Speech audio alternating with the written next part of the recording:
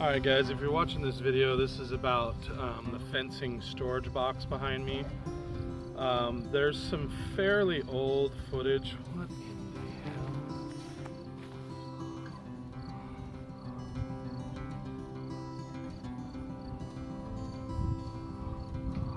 the hell? Huh.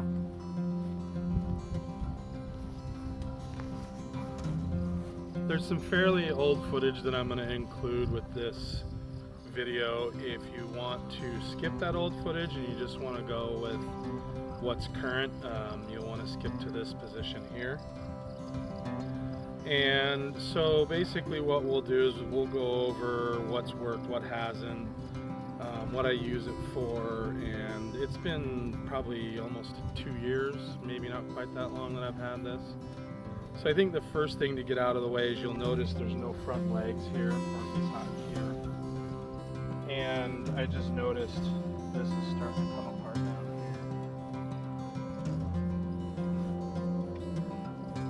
now. Sorry. So yeah, the no front leg on this side, and I kind of put one in over there. If you do one of these, you're going to want 4 legs, because there's so much weight that ends up inside of this that it'll tip forward over time. This is attached to a backer. If you watch the old videos, you'll see that. And I'll kind of show what else I've got. But so this is a storage box for fencing. If you have a small farm and you do fencing every once in a while, it's kind of a pain in the butt to go find all your tools and dig it all out, and then you got to carry it all out to the fence. And it's just easier to have all that stuff staged up, so anytime that you need to work on your fencing, it's all in one place. So we'll go ahead and get this thing opened up and I'll talk about what's inside.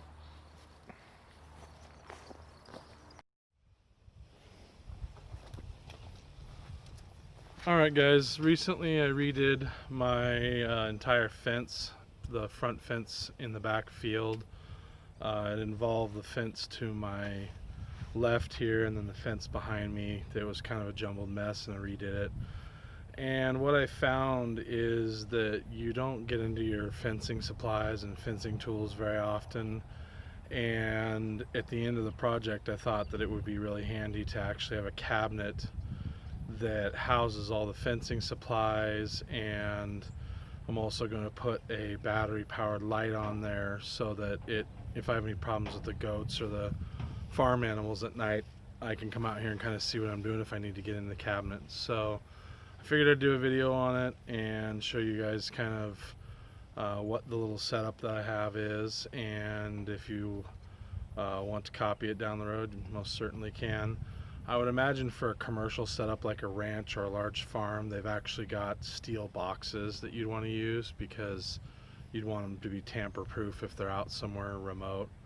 But this is one I just threw together, a janky wood cabinet. And so I'll show you guys what's going on with the cabinet setup here. Let's see. So basically it's a real simple cabinet. It's just got one drawer. I didn't show building it just because it was such janky wood. This is all leftover lumber. You can see on this side it's 1.5 inch thick plywood. But what I did is I cut this 4 inches short. This section right here is 4 inches back from the door in case you need to hang tools on the door. I haven't actually hung the door on it yet. It measures 40 inches wide. It's just a random number that I had materials for. And it's 5 feet tall. And what it's going to do is, when I stretched the fence, I wanted to put the gate. In fact, what I'll do is show you guys this one. So you can see this normal gate opening here. I got stuff stacked up against it, but you've got 2 posts, and then you have a top piece, and then you have the tensioning cables.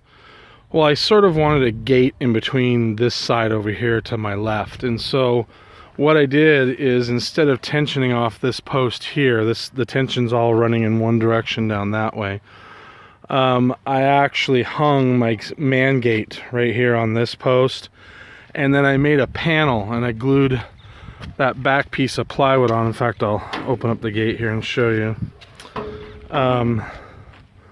So I glued this panel, and this is all going to get painted, but this is basically a mini shear wall. And when I mount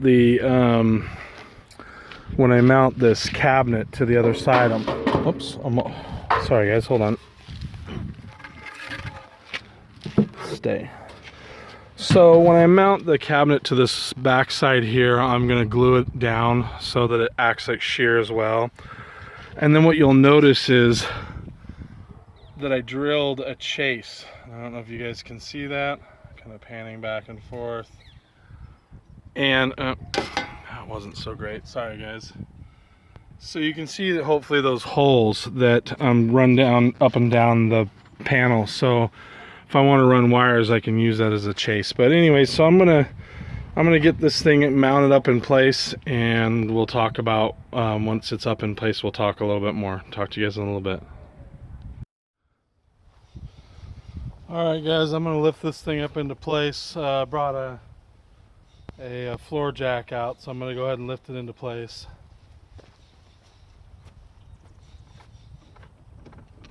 I gotta put the glue on real quick too.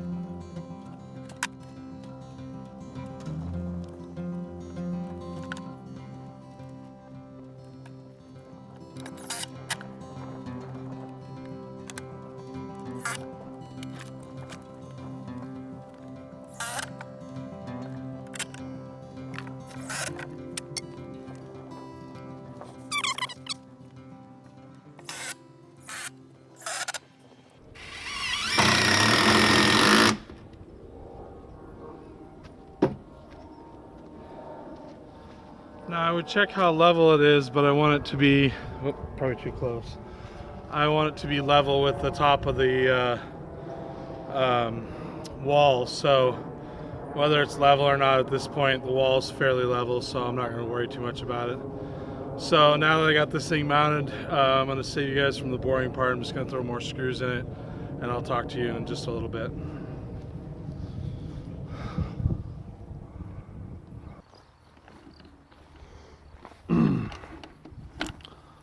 So you'll notice that I have a simple setup. I've just got a lockable hasp to open the door.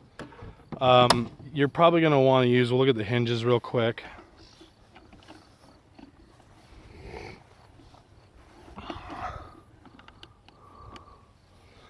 I've only got 2 hinges on this setup. I should have done 3, and you're probably going to want something a little more substantial to screw into. So what I would have done is put a 2x4 right here and then just built the door that much wider, and that would have given me something more substantial to screw into on this side. I think this is like 3/8 or no, I'm sorry, 3/4 inch plywood, 5/8 plywood, but I definitely would have used longer screws. And then the other thing, so I've got normally my post hole diggers right here, and I just leave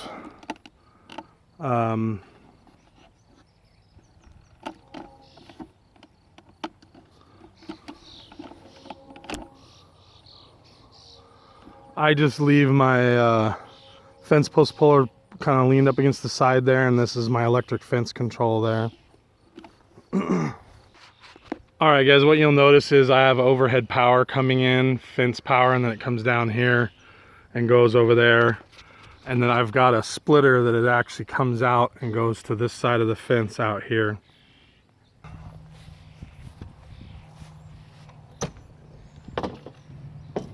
So on this side, I've got my post pounder, whatever you want to call it, and it's just installed on a piece of, I don't even know if you guys can see it. It's It's installed on that little PVC nub there, so it doesn't come off as easy. So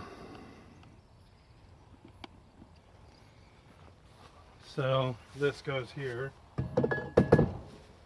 What I did is I installed magnetic strips, so the lighter tools I can just stick to the magnetic strips. Over here, make sure that's in picture.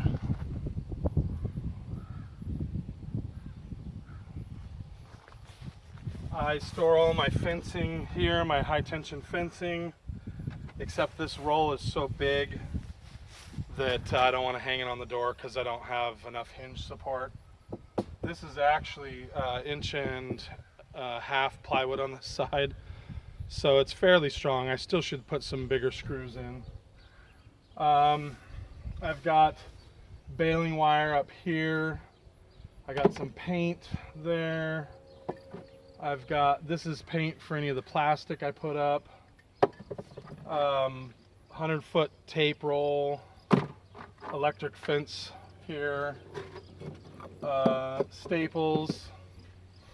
So I'm just kind of going over what I have. I have an actual puller that I got off of Amazon that allows me to stick wire.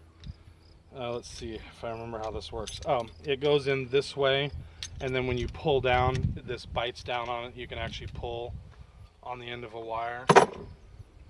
I got a tape and a square.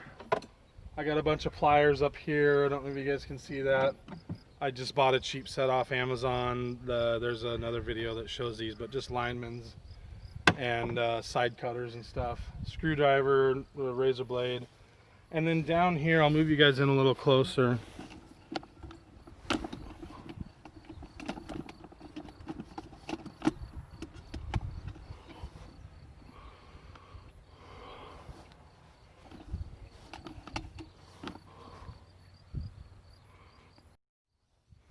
All right, so down here I've got fence hardware, eye bolts, long screws, insulators, the plastic hooks for the electric fence, pens and pencils, the clicker thingies to tighten up the fence, the actual T-post holders, but a couple of different kinds. I've got the ones that screw to wood, and then the kind that mount on the other end of the T-post. So, you know, T-post is faced one direction or the other. Some more electric fence, and then string, post level. Those are pretty handy. Couple of lags. So I put these in the ends of the where you tension your fence. I put this into the top rail so it doesn't pull apart over time. Let's see. I got some sealer over here, and that's about it. Oh, I do have a... Alright guys, so here's the section where I store all the hardware. You guys can see what's in here. There's things that tie the fence together, electrical tape, staples, bunch of different screws, isolators or insulators, pens and pencils, those sort of things. And then down here we've got the tensioners, and then just a bunch of fencing supplies, T-post connectors, sealer there, some Thompson's water seal. Alright guys, my other phone crapped out on me, so what I was going to say is I also have a barbed wire stretcher there, and some of the heavier tools, hammer and stuff's up there. So my big takeaway here is that I might have made this a little deeper and got some shelving over on this side. Your panels need to be deeper. You either got to frame in or frame out, because screws go through, like the screws for this hasp. And if you're going to lock this up somewhere where you are worried about people getting in, you're going to want to make sure that you can actually lock it up. So I would say one of the things that is important is that you either frame it traditionally, or you just use thick enough plywood that you can get some decent screws in there, or put a backer plate in, or whatever, so you can lock it up right. This thing has been extremely handy. I cannot believe that I waited so long, so many years to put something in like this. So if you have a small farm, you've got fencing, electric or other, put one of these up. You won't regret it. As always, I hope this helps you guys, and I will talk to you later.